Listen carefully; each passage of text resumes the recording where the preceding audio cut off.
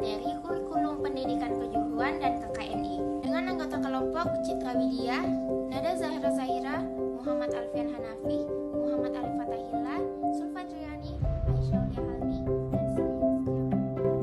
dan dan pengaturan-pengaturan mengenai tujuan, isi, dan bahan pelajaran serta cara yang digunakan sebagai pedoman penyelenggaraan kegiatan pembelajaran untuk mencapai tujuan pendidikan tertentu. Suharsini tahun 2005 menyatakan teori kurikulum adalah suatu perangkat pernyataan yang memberikan makna terhadap kurikulum sekolah.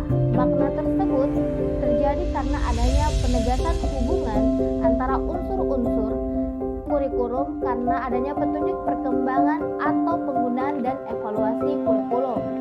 Sementara itu, menurut Taylor, Alexander dan Lewis pada tahun 1974, kurikulum merupakan segala upaya yang dilakukan oleh sekolah untuk mempengaruhi siswa agar dapat belajar baik dalam ruangan kelas maupun di luar sekolah. Pengertian konsep kurikulum yaitu suatu konsep yang berkembang sejalan dengan perkembangan teori dan praktik dalam pendidikan.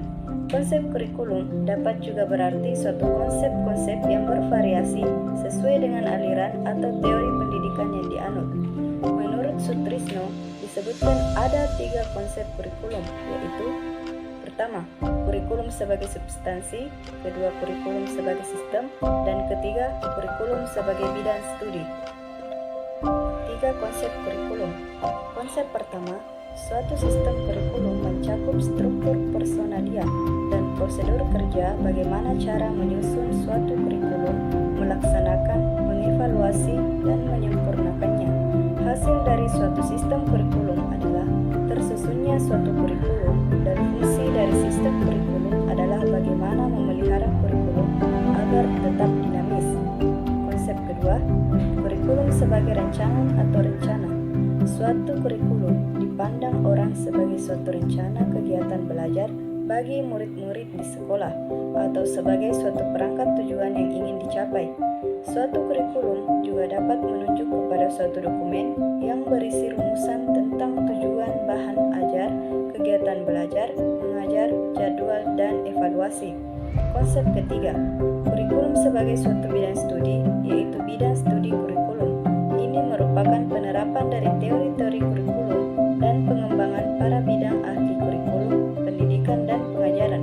Menurut Zais, kurikulum sebagai bidang studi mencakup batasan, jarak, cakupan, subjek mater, dan prosedur pengembangan dan praktik.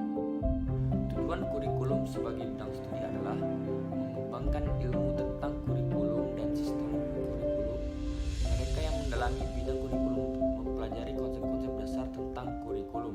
Melalui studi kepustakaan dan berbagai kegiatan penelitian dan percobaan, mereka menemukan hal-hal baru yang dapat memperkaya dan memperkuat bidang studi kurikulum. Seperti halnya para ahli ilmu sosial lainnya, para ahli teori kurikulum juga dituntut untuk pertama, mengembangkan definisi-definisi deskriptif dan perspektif dari istilah-istilah teknis. Kedua, mengadakan klasifikasi tentang pengetahuan yang telah ada dalam pengetahuan-pengetahuan baru. Ketiga, melakukan penelitian inferensial dan prediktif. Keempat, mengembangkan sub-sub teori kurikulum, mengembangkan dan melaksanakan model-model kurikulum. Keempat, tuntutan tersebut menjadi kewajiban seorang ahli teori kurikulum. Melalui pencapaian keempat hal tersebut, baik sebagai substansi, sebagai sistem maupun bidang studi kurikulum dapat bertahan dan dikembangkan. 2. Kurikulum pendidikan kejuruan. Pendidikan kejuruan dapat diidentifikasikan sebagai suatu program yang mengkombinasikan berbagai keterampilan dan isi teknis dari bermacam-macam disiplin dengan persyaratan-persyaratan mengenai dunia kerja supaya mampu mempersiapkan pemuda-pemudi mencapai keberhasilan di masyarakat yang akan dihadapi. Kurikulum pendidikan kejuruan seharusnya seiringan dengan apa yang dibutuhkan dunia kerja, bukan sesuai dengan pemerintah, sehingga pendidikan kejuruan harus menganut pada kebijakan link and match yang mengimplikasikan sumber daya manusia, wawasan masa depan, wawasan mutu, wawasan keunggulan, wawasan profesionalisme, wawasan nilai tambah, dan wawasan ekonomi dalam penyelenggaraan pendidikan, khususnya pendidikan kejuruan. Tujuan dari dibentuknya pendidikan kejuruan ini adalah untuk menyiapkan peserta didik untuk bekerja dan mampu bersaing dalam proses pekerjaannya ke depan. Tujuan umum dari pendidikan kejuruan ini adalah menyiapkan peserta didik agar dapat memiliki kehidupan secara layak, meningkatkan keimanan dan ketakwaan peserta didik, menyiapkan peserta didik agar menjadi warga negara yang mandiri dan bertanggung jawab, menyiapkan peserta didik agar memahami dan menghargai keanekaragaman budaya bangsa Indonesia, menyiapkan peserta didik agar menerapkan dan memelihara hidup sehat, memiliki wawasan lingkungan, pengetahuan, dan seni.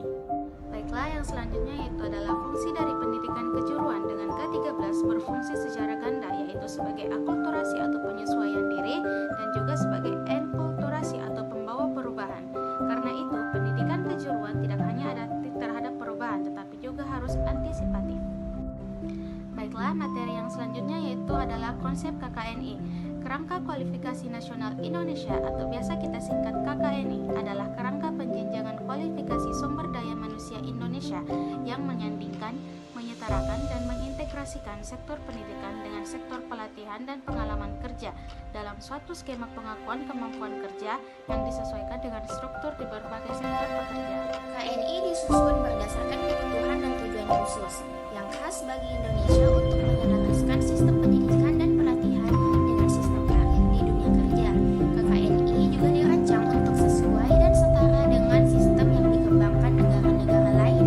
Dalam pengembangannya, KKNI juga merujuk dan mempertimbangkan kualifikasi negara lain seperti Eropa, Australia, Inggris, Skotlandia, Hong Kong, dan Selandia Baru. Hal ini menjadikan kualifikasi yang tercakup dalam KKNI dapat dengan mudah disetarakan dan diterima oleh negara lain, sehingga pertukaran peserta didik maupun tenaga kerja antar negara dapat dilakukan dengan tepat.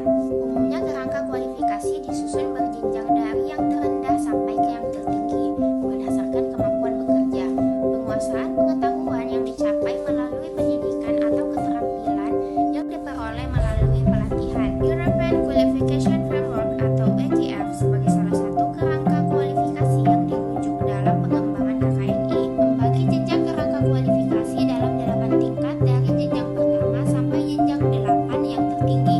Jenjang pertama mencantumkan kemampuan dan pengetahuan dasar untuk melakukan pekerjaan sederhana dalam kehidupan sehari-hari, sedangkan jenjang 8 mencantumkan kemampuan tertinggi lulusan pendidikan doktor dengan kemampuan mengikutasi dan mengembangkan ilmu pengetahuan atau profesi baru dalam kehidupan sehari-hari, sehingga tercipta kondisi berkehidupan yang lebih baik.